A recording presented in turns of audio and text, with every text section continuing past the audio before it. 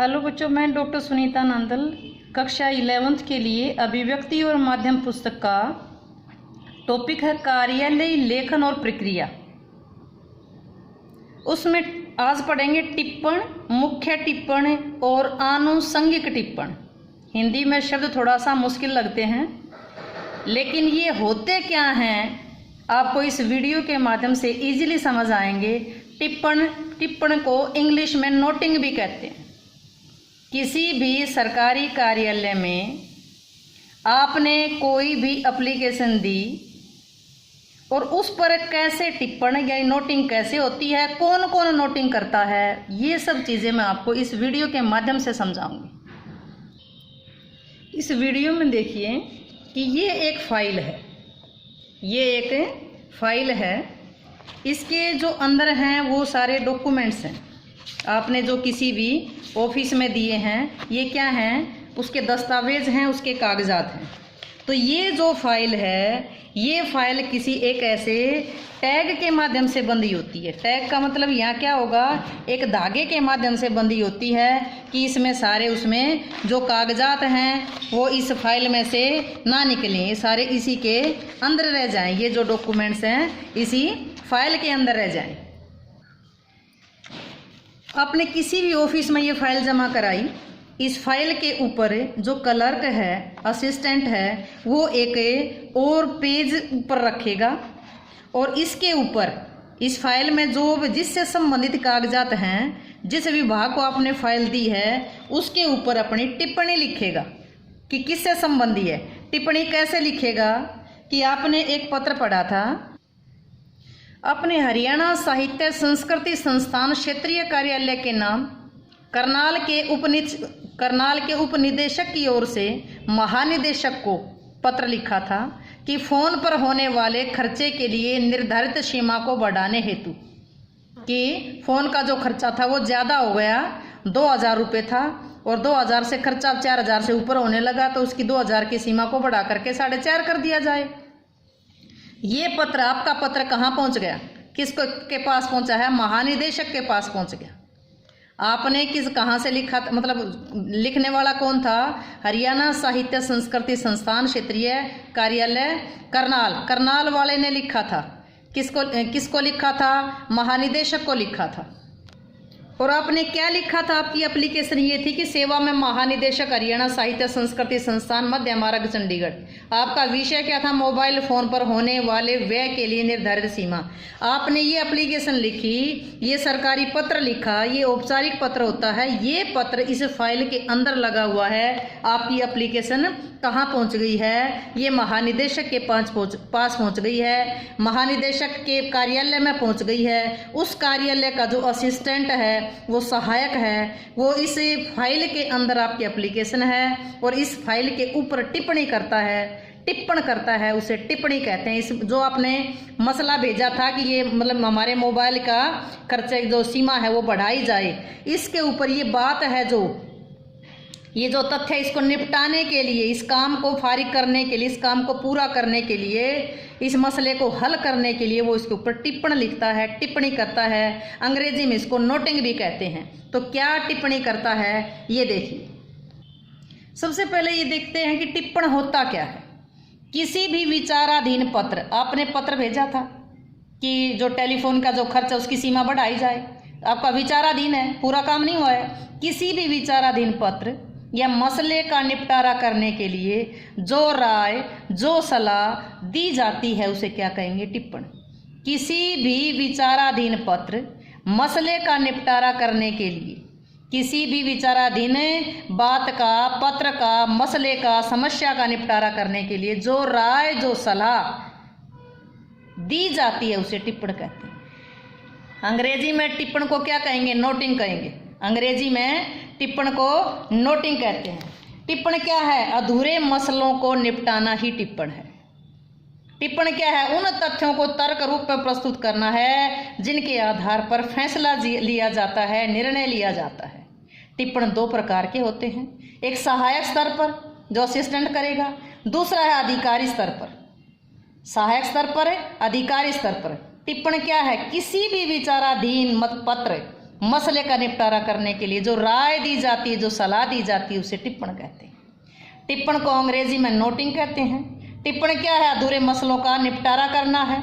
टिप्पण क्या है? उन तथ्यों को तर्क रूप में प्रस्तुत करना है जिसके आधार पर फैसला लिया जाता है। वो तर्क देने हैं, उन तर्कों के आधार पर फैसला लिया जाता है। टिप्पण दो तरह का होता है, सहायक स्तर का और अधिकारी स्तर का।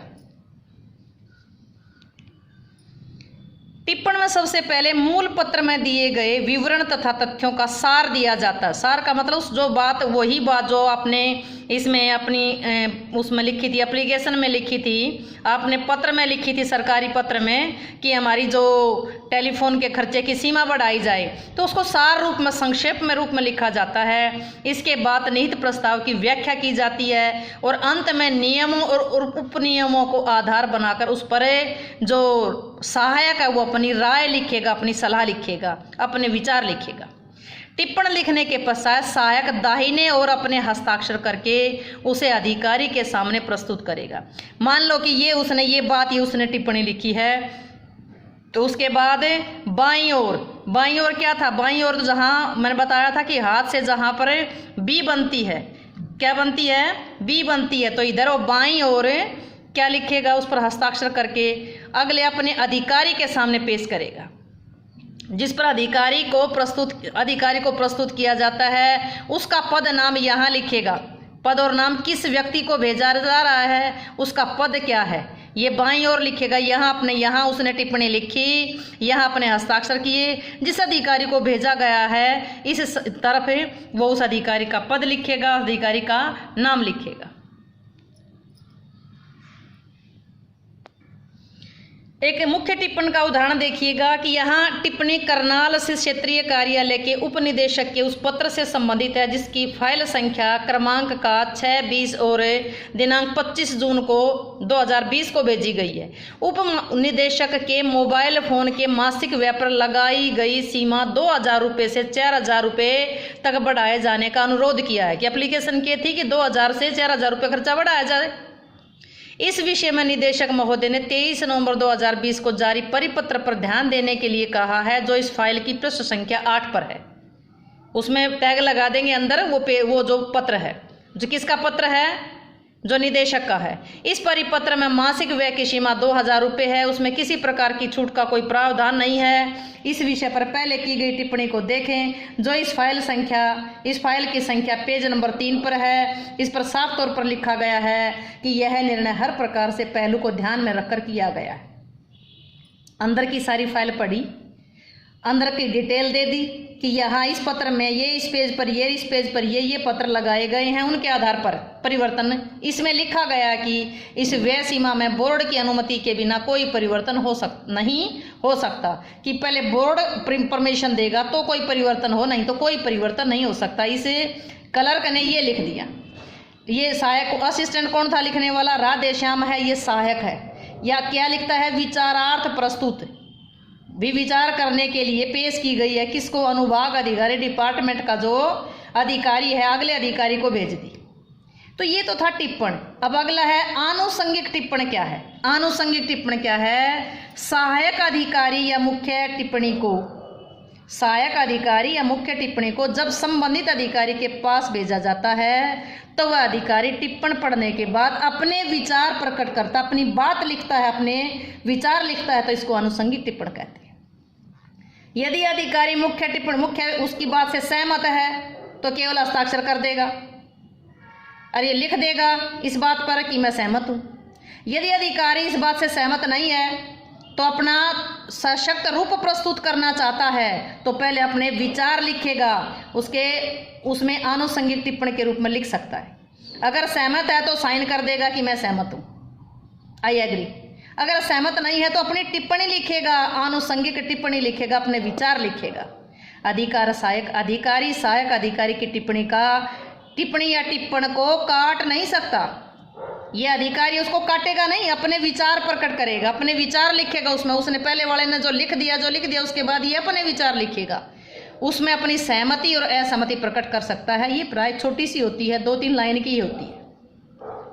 इसका उदाहरण देखिए कि क्या लिखेगा ये कि इसने तो ये लिखा था ना, अगर भाई ये बोर्ड की अनुमति के बिना इसमें कोई परिवर्तन नहीं हो सकता, सारी डिटेल लिखी, इस पेज पर ये पत्र है, इस पेज पर ये पत्र है और बोर्ड की अनुमति के बिना कोई परिवर्तन नहीं हो सकता। ये किसने लिखा था? सहायक अधिकारी ने लिखा था।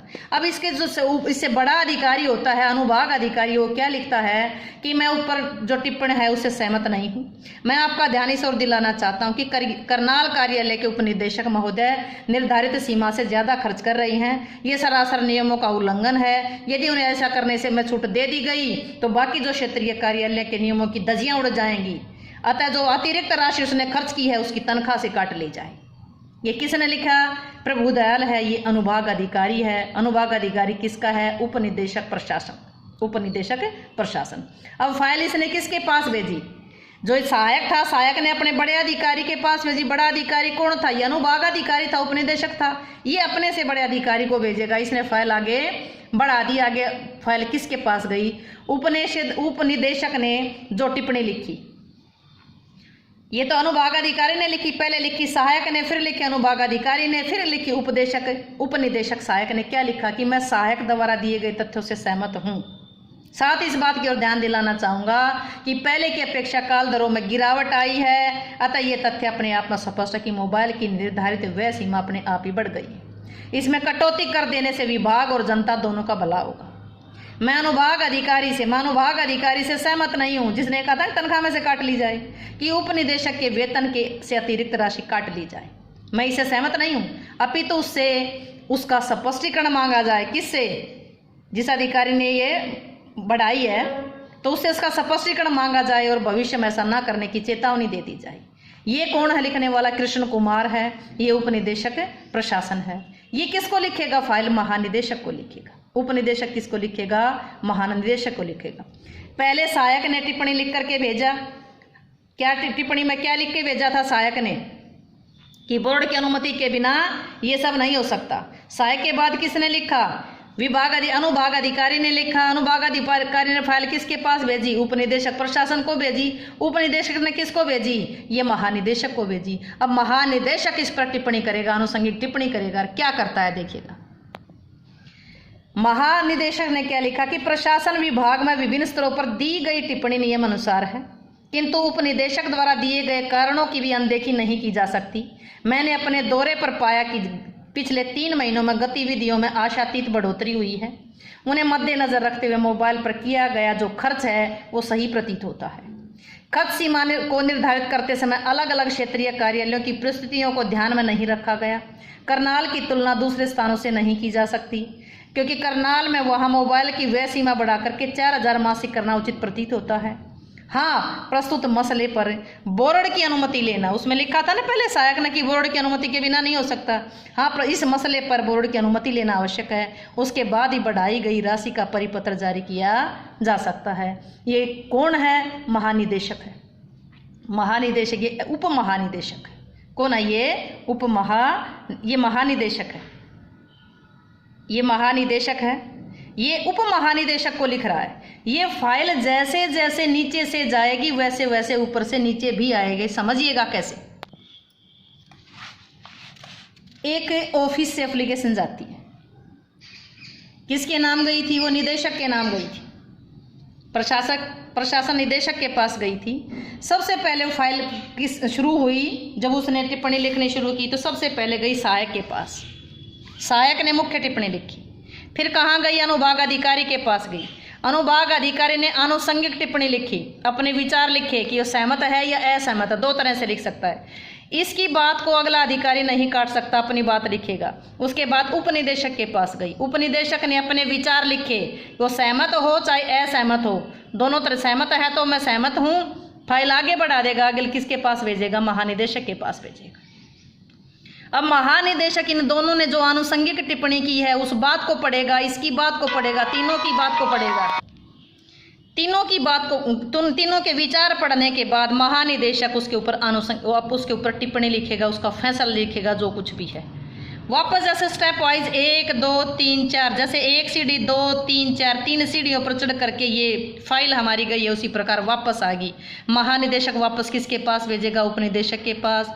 उपनिदेशक किसके पास भेजेगा? अनुभाग अधिकारी के पास। ये किसके पास भेजेगा? सहायक के पास। और सहायक फिर इसका जो फैसला हुआ है उस फैसले का लेटर बना करके जिस विभाग का था उस विभाग को डिस्पैच करेगा, उस विभाग को भेजेगा। तो ये है पूरी फाइल चलने का प्रोसेस, पूरी फाइल बनाने का, चलने का, किसी भी सरकारी विभाग में कोई भी पत्र बनने का ये प्रोसीजर होता है, ये प्रक्रिया होती है। उम्मीद है कि आप इसको अच्छे से समझे होंगे। अच्छे से समझे हों तो वीडियो को लाइक करें, शेयर करें, चैनल को सब्सक्राइब करना ना भूलें।